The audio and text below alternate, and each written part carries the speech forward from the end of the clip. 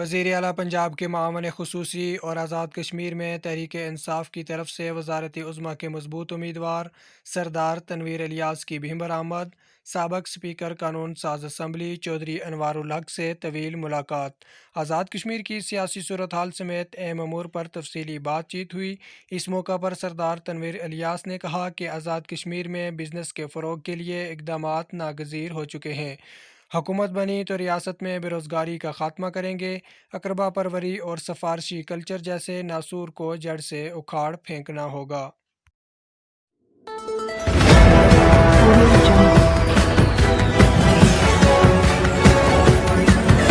Audio Jungle.